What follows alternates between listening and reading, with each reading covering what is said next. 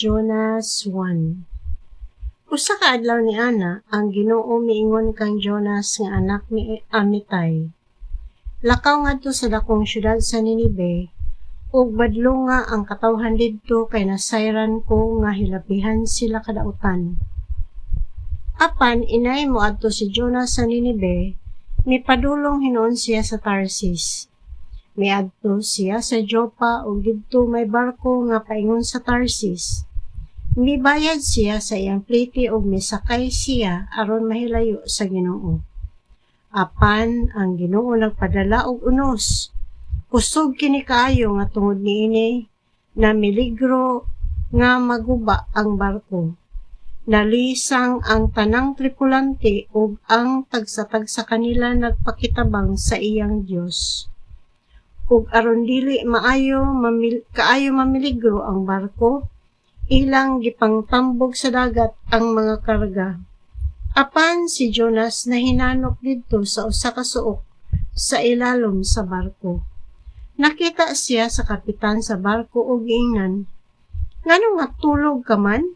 Bangon og pagpakitabang sa imong Dios, basin pag maluoy siya kanato og luwason kita niya."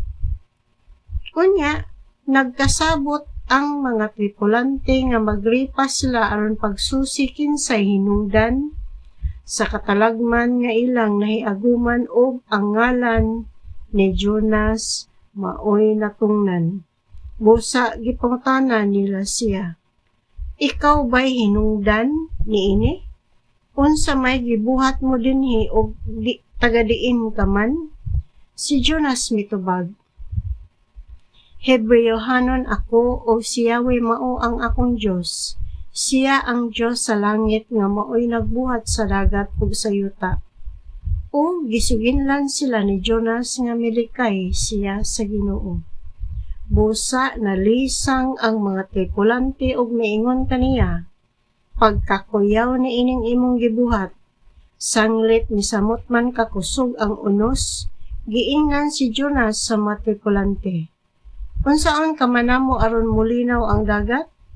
Si Jonas mitubag, "Itambog ako sa dagat aron muhunong ang unos kay ako'y nakaingon niini."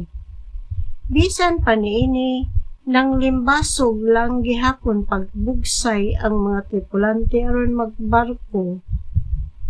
ang barko makaabot sa baybayon. Apan kawang lamang kini kay misamot man kakusog ang hangin.